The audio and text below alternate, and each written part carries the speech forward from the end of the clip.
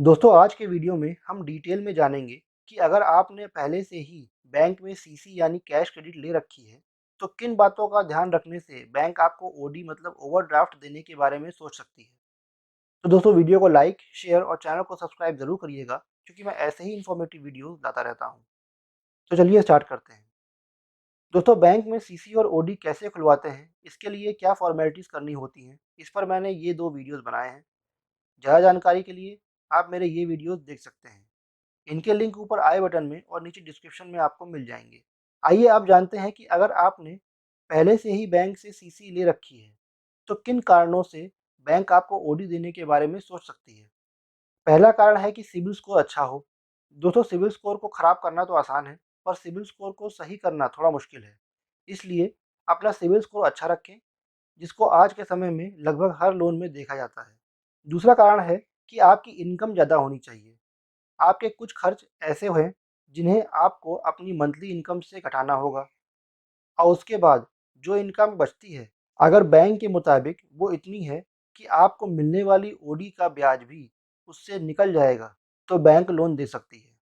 ये खर्च आपको मंथली कैलकुलेट करके मंथली इनकम से घटाने होंगे। अगर खर्चों का कुछ एग्जाम्पल देखना चाहें तो जैसे सीसी के मंथली इंटरेस्ट, जो आपने सीसी पहले से ही ले रखी है उसका हर महीने इंटरेस्ट आपके सीसी अकाउंट से डेबिट किया जाता होगा, तो वो एक ऐसा एक्सपेंस है जिसको आपको मंथली इनकम से घटाना होगा। वो ज़रूरी एक्सपेंस है। इसके अलावा जो सीसी को रन करने के लिए आपको हर महीने पैसे की ज़रूरत पड़ती है, वो पैसा आप एक मिनिमम अमाउंट तो होगा ही जो हर महीने एटलीस्ट आपको चाहिए होता होगा, तो उस पैसे को भी आपको घटाना पड़ेगा अपनी मंथली इनकम से। जो मंथली मैंडेटरी एक्सपेंसेस होते हैं जैसे इंश्योरेंस या इनकम टैक्स, तो इसका एक लमसम अमाउंट 40% इनकम का बैंक जो है वो डिडक्ट करती है। तो अगर इन चीज़ों को डिडक्ट करने के बाद अगर आपके पास जो इनकम बच रही है वो इतनी है कि ओडी जो सैंक्शन होने वाली है उसमें जो ब्याज कटेगा, वो ब्याज भी इस इनकम से कट सकता है, तो आपको ओडी देने में बैंक को कोई दिक्कत नहीं होगी।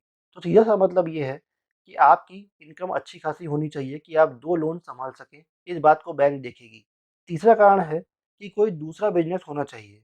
जिस बिज़नेस पर बैंक ने आपको सीसी दे दी है, अब इसी बिज़नेस पर बैंक आपको सेम कैटेगरी का लोन नहीं देगी। बैंक बिज़नेस के वर्किंग कैपिटल के लिए सीसी और ओडी देती है।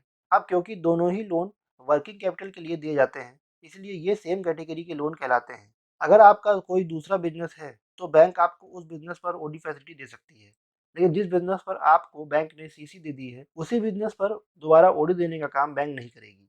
चौथा कारण है कि बैंक में जो सीसी आपको मिली है, उसे अच्छे से चला रहे हों। अगर आप बैंक द्वारा पहले से ही दी गई सीसी की फैसिलिटी में हर महीने ट्रांज़ैक्शन करते रहते हैं, जिसमें सीसी में लगने वाला ब्याज की अदायगी बैंक को होती रहती है, तो बैंक की नज़र में आप एक अच्छे ग्राहक हैं, जो बैंक के लोन को खराब मतलब एनपीए नहीं करेंगे। अब ऐसे में बैंक आपको सीसी के बाद भी ओडी देने के बारे में सोच सकती है क्योंकि उनकी नज़र में आप कोई खराब कस्टमर नहीं है, आप एनपीए कस्टमर नहीं हैं। आपको जो लोन दिया है बैंक ने पहले से ही, उसको आप अच्छे से चला रहे हैं। ब्याज लेने के लिए बार-बार आपके पास बैंक को दौड़ के नहीं आना पड़ता है। कई ऐसे ग्राहक होते हैं लोन के, जिनसे पैसा लोन अकाउंट में जमा करवाने के लिए बैंक को उनके पास दौड़ के आना पड़ता है। बार-बार बैंक के कर्मचारी उनके घर जाते हैं या उनके ऑफ़िस जाते हैं कि वो पैसा जमा करें लोन अकाउंट में। लेकिन अगर आप ऐसे ग्राहक नहीं हैं, तो बैंक की नज़र में आप एक अच्छे कस्टमर हैं और आपको बैंक इस बात में प्रायोरिटी देगी। तो दोस्तों आज के लिए बस इतना ही। आज के वीडियो में आपने जाना कि अगर आपने पहले से ही बैंक से सीसी ले रखी है, तो किन कारणों से बैंक आपको ओडी देने के बारे में सोच सकती है। उम्मीद करता हूँ कि आपको आज का मेरा ये वीडियो अच्छे से समझ में आ गया होगा। अगर आपका इससे रिलेटेड कोई भी सवाल है, तो मुझसे कमेंट करके पूछें, मैं जवाब ज़रूर दूँगा। और सब्सक्राइब करें मेरे चैनल ज्ञान विज्ञान को, साथ ही नोटिफ़िकेशन बेल आइकन को ज़रूर दबाइएगा और ऑल पर क्लिक कीजिएगा, क्योंकि मैं ऐसे ही इन्फॉर्मेटिव वीडियोज़ लाता रहता हूँ। Thanks for watching.